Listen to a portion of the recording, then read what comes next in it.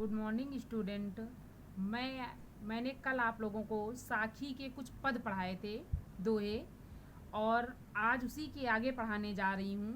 ध्यान से पढ़ें। भगति भजन हरि नाव है, दूजा दुख अपार, मनसा वाचा कर्मना, कबीर सुमिरन सार। कबीर दास जी कहते हैं कि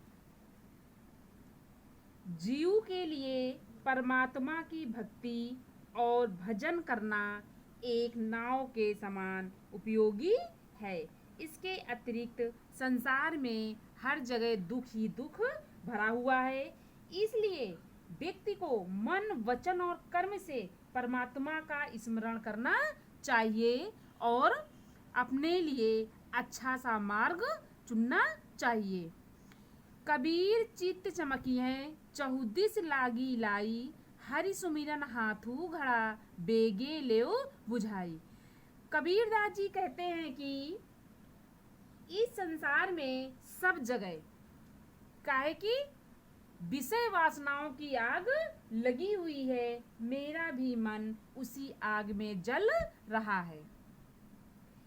इसलिए हे मानव, अपने मन को संबोधित करते हुए कहा कि हे मन, तेरे हाथ में ईश्वर स्मरण रूपी जल का घड़ा है। तू इस जल से शीघ्र ही इन वासनाओं को बुझा ले। यानी कि तू जो ये संसार में चकाचौंध है, इससे दूर हो करके तू ईश्वरी भक्ति में अपने मन को लगा ले। इसलिए कबीर दास जी कहते हैं कि तेरे पास विषय वासनाओं को बुझाने के लिए जो हाथ में घड़ा है, यानी ईश्वर रूपी हाथ में घड़ा है, तू उसे अपने इस मन की आग को बुझा ले। आगे, आज सड़ियाँ झाई पड़ी, पंथ निहार निहार, जी बढ़िया छाला पड़या, राम पुकार पुकार। कबीर दास जी कहते हैं कि अज्ञानी कबीर दास जी कहते हैं कि जीवात्मा बड़ी व्याकुलता से परमात्मा की प्रतीक्षा में आंखें अपनी बिछाए बैठी हुई है, लगाए हुए है। ईश्वर का रास्ता देखते देखते आंखों के सामने झाई यानी कि अंधेरा छाने लगा है और अभी भी ईश्वर की प्राप्ति नहीं हुई है और परमात्मा का नाम जपते जपते उसकी जीभ में छाले पड़ गए हैं, फिर भी अभी ईश्वर के दर्शन प्राप्त नहीं हुए हैं। झूठे सुख को सुख कहे, मानत है मन मोद, जगत चबेना काल का, कछु मुख में कछु गोद। इसमें कबीर दास जी ने बताया है कि अज्ञानी मनुष्य सांसारिक सुखों को ही अपना सुख समझता है और मन में बड़े प्रसन्न से ये भूल जाता है कि ये सारा जगत जो है ये तो काल के चबेने के समान है, जिसमें कुछ लोग तो काल के मुख में जा चुके हैं, यानी मृत्यु को प्राप्त हो चुके हैं, और कुछ भक्षण यानी खाने के लिए वह उनकी गोद में पड़ा हुआ है।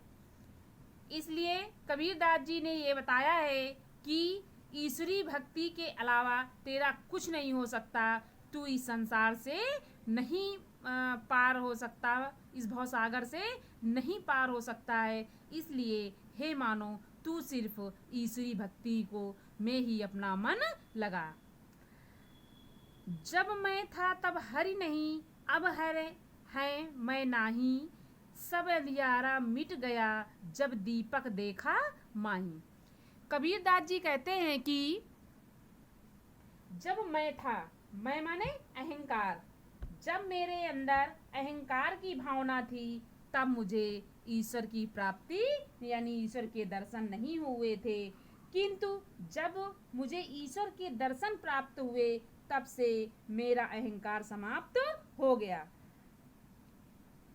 जब तक कबीर दास जी कहते हैं ज्ञान रूपी दीपक के प्रज्वलित यानी जलने पर मेरे हृदय का अज्ञान रूपी जो अंधकार था पूरी तरह से समाप्त हो गया।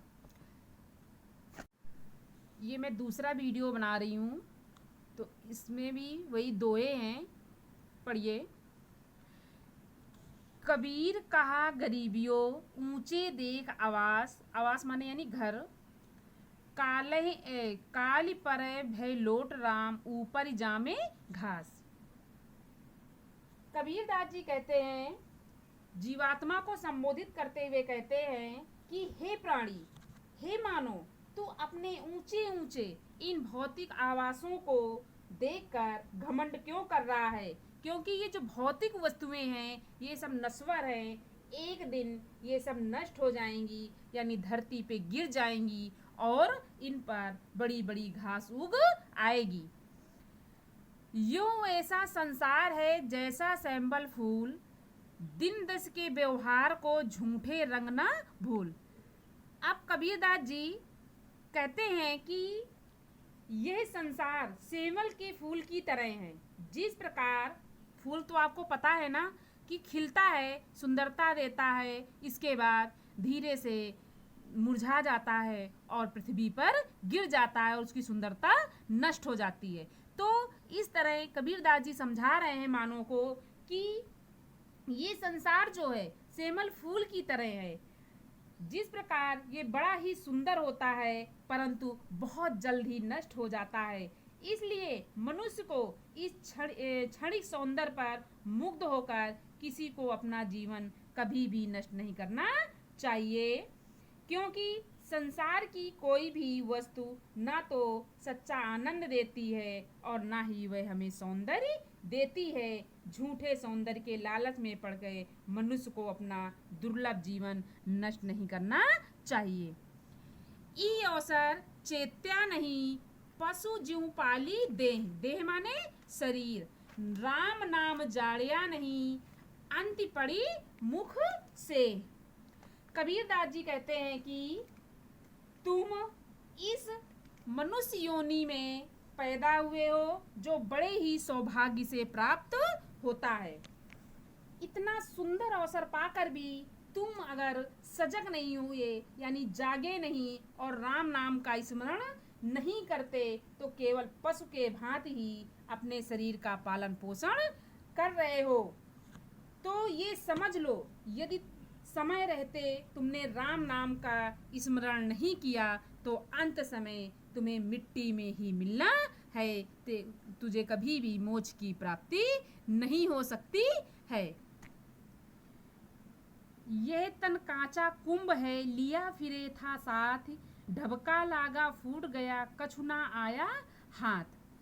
कबीरदास जी कहते हैं कि ये शरीर मिट्टी के कच्चे घड़े के समान है जिसे तुम बड़े अहंकार के साथ सबको दिखलाने के लिए साथ साथ लिए घूमता रहता है, किंतु एक ही धक्का लगने से ये टूटकर चूर चूर हो जाएगा और तेरे हाथ में कुछ भी नहीं आएगा।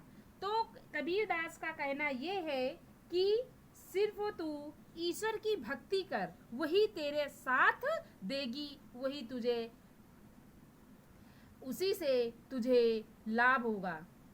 कबीर कहा गरीबियों देही देख सुरंग, बिछड़ियां मिलबो नहीं जू काचली भुअंग। कबीरदास जी कहते हैं कि तुम अपने शरीर की सुंदरता पर इतना घमंड क्यों करते हो? तुम्हारे लिए ये घमंड जो है बेकार है। उसी प्रकार से है मरने के पश्चात शरीर ठीक उसी प्रकार तुम्हें नष्ट मिलेगा जिस प्रकार केचुल को एक बार जैसे ही सर्प छोड़ देता है तो दोबारा वह धारण नहीं करता है, उसी प्रकार से ये शरीर भी है। और पढ़ें, इसके बाद इसको सब्सक्राइब करें। Thank you.